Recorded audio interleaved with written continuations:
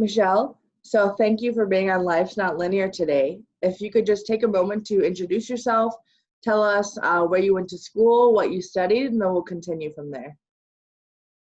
Sure. So my name is Michelle Dornor, and I am originally from Cleveland, Ohio, but I live in Wyoming now, out west, the Wild West. And I am currently in college. I attended school in Cleveland, Ohio. I graduated, and then I went into the military, and that's how I wound up in Wyoming. And I got stationed here and decided to stay. And I'm going right now to college for Ashford University. I'm taking up public relations and marketing, and I only have 3 classes left, so I'm super excited. That's awesome. You're so close. Yeah, I only have half of the class left, and I'm really trying to push through. Oh, yeah. Mhm. Awesome. So what did you study when you were in Cleveland? And then how did you decide to enlist in the military? So when I was in Cleveland, it was just regular curriculum. It was a regular high school, and they have some college prep classes. So just the basic stuff, English, math, and whatnot. My original dream was to go into the medical profession. My mom was in the medical profession. She was a nurse, and I wanted to aspire to be that as well and help people. But I found out that I had the gift of gab, and so so my current job, I actually work for Verizon. I'm in sales. I'm a solution specialist, so I work in a retail store, and I absolutely love what I do. So that's kind of how it led into me going into public relations and marketing, because it's just another step above being a salesperson. So you're learning a lot of the back end. Okay. I'm so glad you love it. That's awesome to find something that you're passionate about, and then you can go to school for it. Not everybody has that experience. And then you said you joined the military and then went to Wyoming. Yeah, so I joined the military because actually it was kind of a decision of my mother. I grew up in a very rough neighborhood, and there was a lot of things that were going on in the neighborhood and in the family. And I think that was her way of just getting me away from it, because she didn't know how to stop any of it. She didn't have control over things that would happen. And so I went into the military for that reason. And actually, I was only 17. So my mother signed my enlistment papers. Wow. I was not old enough to sign my own papers. So she signed them for me. I said yes to it, and I forewent. I had a scholarship to Kent State University.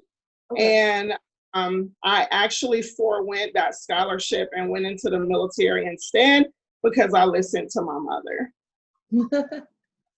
Yeah. Sometimes you know what's best. Sometimes. Right. So now, how was that transition for you, going from high school to the military, and then now military? I don't know if you're still active, but into school. So I'm not active anymore. I'm a veteran. I actually got out over 20 years ago in the 90s. That's one of my life's regrets. I wish I would have just did my 20, because I would have already been retired and living the retired life. But that's okay. This interview life is not linear. It's not a straight line. Yeah. So when it came to me getting in from high school to the military, that was quite the transition, because my first duty station was Desert Storm. And so I went to basic training in San Antonio. I was in the U.S. Air Force. And then my first assignment was Desert Shield, Desert Storm.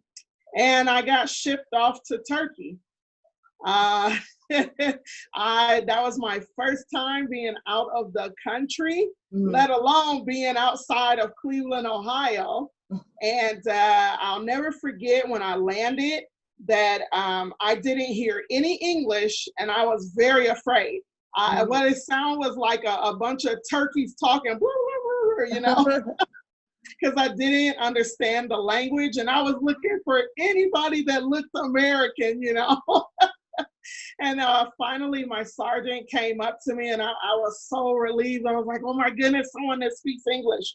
But I actually learned to speak Turkish. I was there for Nice. 2.5 years, and I learned the language. I made friends with some of the local people that were close to the base.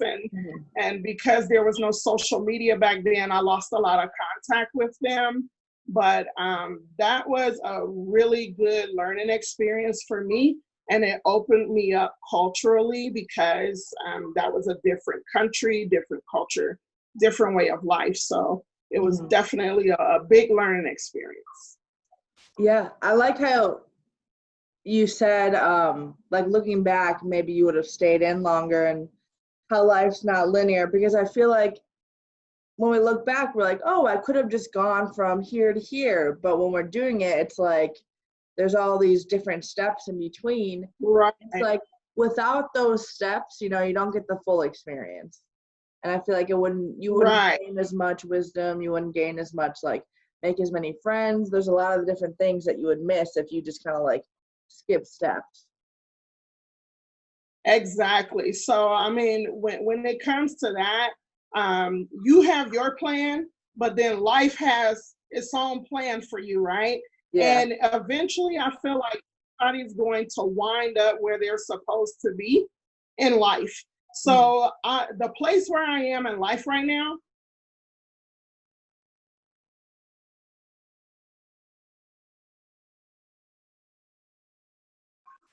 oops, sorry, I think I went away there. Apologize. My connection. So I just feel like that you're gonna wind up where you're supposed to be in life. And life as it is for me right now, I love my life. I feel like I'm such a better person for all the experiences I went through. I met my wonderful husband. I probably would have never met him if I stayed in the military and went all over the world, you know. So you just never know where life is going to take you. I have my ideas. I'm going to be a nurse. I'm going to do this. I'm going to do that. And my life turned out nothing like that at all. But then you're so happy, which is great. Yes. And I feel like it's because I learned, I took those lessons, and I had a lot of bumps along the road. It was not easy. I'm not going to say it was easy at all. At times it was very, very difficult and very hard. And I felt like giving up. But just reaching back down and saying, you know what? If I made it through that, I would always reference something I went through in the past. If I could make it through Desert Storm, or if I can learn Turkish and I've never been to a foreign country before, or if I could do this or I could do that, then you know what? This one I'm going through, I can get through this. And I've always carried that with me to keep me encouraged and keep me moving forward. I love that. That's awesome.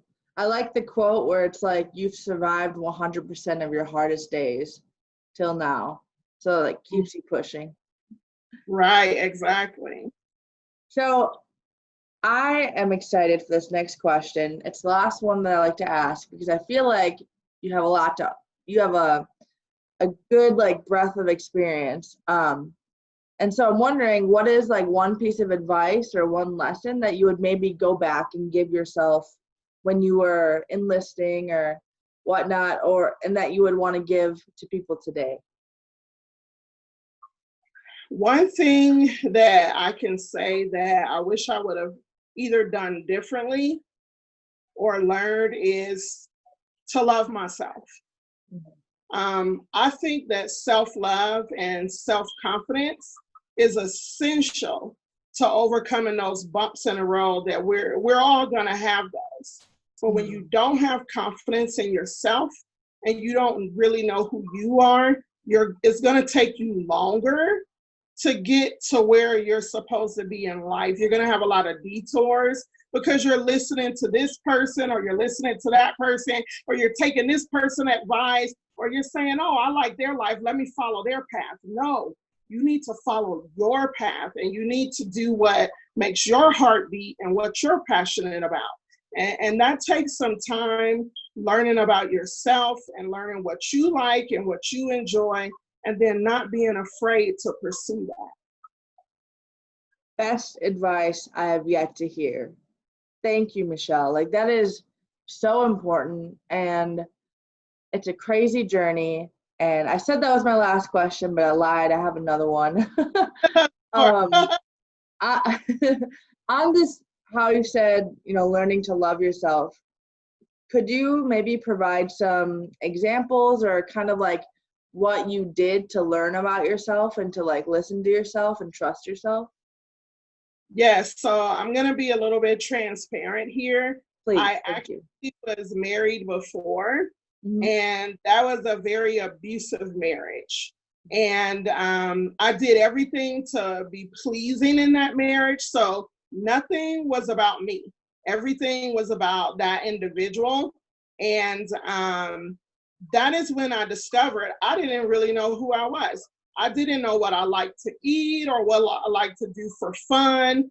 And so when that relationship ultimately ended, it was a time of self-discovery, because without that person being there, I was like, well, what do I want to eat?